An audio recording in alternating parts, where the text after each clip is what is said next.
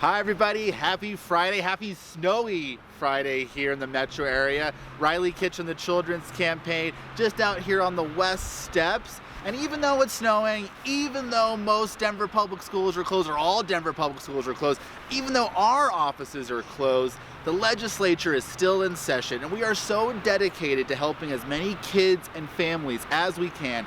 We are still here to make sure we have good quality conversations. There's still bills to lobby, and there's still work to be done today, even though it is snowy here in Denver. It was a great week this week. You know, we say time flies when you're having fun, and we had an absolute blast this last week. It all started off on Monday when the JBC held their second annual public comment period. This is when the public gets to come and really weigh in on the budget priorities from the state. The Joint Budget Committee, the budget writers for the state really hear from impacted communities on a whole host of issues, whether it's transportation, film incentives, state parks, or even the issues we care about, like early childhood, family planning, and maternal depression. So our own Aaron Miller really led a great charge there on Monday and told the JBC, the Joint Budget Committee, why we need to invest more in family planning services and why we need to increase the amount of maternal depression screens for our new moms. We also had a bunch of early childhood advocates show up and really let their voice be heard on why early childhood needs to be a priority for the legislature this year. Then moving to Tuesday, it was Early Childhood Day and House Education.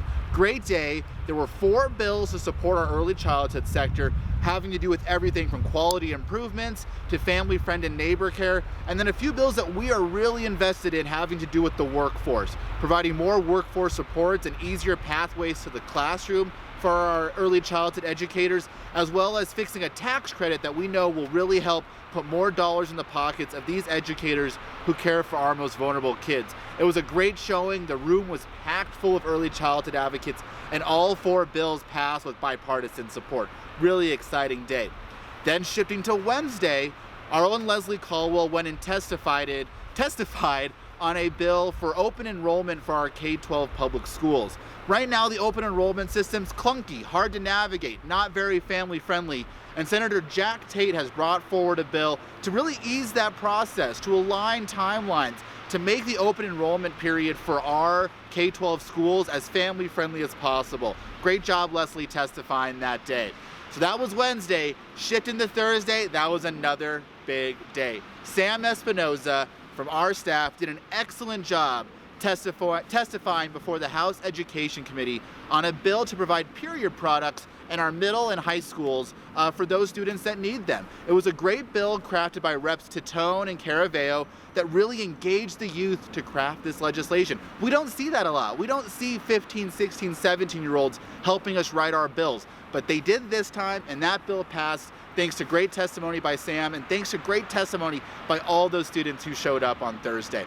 We also held our last Lunch and Learn of the year. It was a great turnout. Last week we talked about mental health all the way from birth through high school, and yesterday we spoke about K-12 mill levies, property taxes, and why is our property tax system so unfair, so inequitable across our entire state.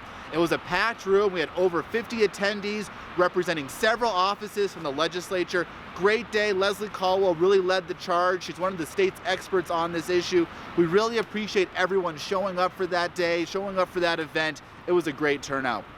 So even though it's snowing today, legislature's still meeting in there to get some work done. I'm going to go back in and have some conversations because we have a bill up next Tuesday to provide more cash assistance to those families that are on TANF, temporary assistance for needy families. We're going to increase that benefit to make sure that those families who are struggling to make ends meet have the resources they need to support their kids and families. Thank you all very much. Stay safe, stay warm. We'll see you next week.